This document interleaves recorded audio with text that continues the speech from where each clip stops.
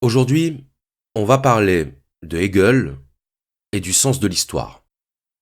Le sens de l'histoire, c'est une expression que vous avez peut-être déjà entendue, même si tout le monde ne l'emploie pas dans le même sens, justement. Mais en gros, le sens de l'histoire, c'est l'idée que le monde évolue dans une certaine direction et que cette évolution est non seulement souhaitable, mais inexorable. Souhaitable parce que porteuse d'amélioration, porteuse de progrès, avec tout ce que ça peut comporter de problèmes quant à la définition de ce fameux progrès, et inexorable parce qu'elle s'imposerait à l'humanité sans qu'elle puisse s'y opposer. Et donc de nos jours, certains parlent de sens de l'histoire pour qualifier certains phénomènes politiques ou économiques, des phénomènes de grande ampleur, qu'ils considèrent comme étant la destination naturelle de l'humanité.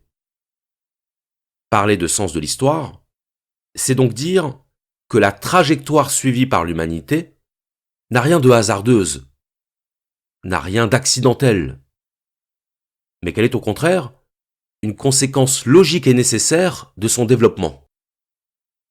Par exemple, certains diront que la mondialisation, c'est le sens de l'histoire. Parce que l'humanité a d'abord été localisée à la surface de la Terre, qu'elle a entamé des migrations, que ces migrations ont été favorisées par des inventions techniques, comme les bateaux, que ces bateaux ont permis de traverser les océans pour s'implanter sur des territoires vierges, et que, de proche en proche, l'humanité s'est disséminée sur la planète, au point d'arriver où nous en sommes aujourd'hui, c'est-à-dire de pouvoir se déplacer dans l'autre hémisphère en à peine quelques heures. Donc si on accepte le double principe selon lequel, premièrement, l'être humain est un inventeur d'objets techniques qu'il ne cesse d'améliorer, et que, deuxièmement, il a en lui un désir d'exploration, pour ne pas dire un désir de conquête, eh bien, effectivement, la mondialisation va dans le sens de l'histoire, car l'humanité ne pouvait que finir par se répandre sur la planète.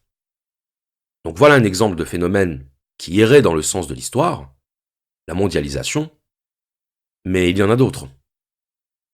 Certains diront par exemple que la démocratie, c'est le sens de l'histoire.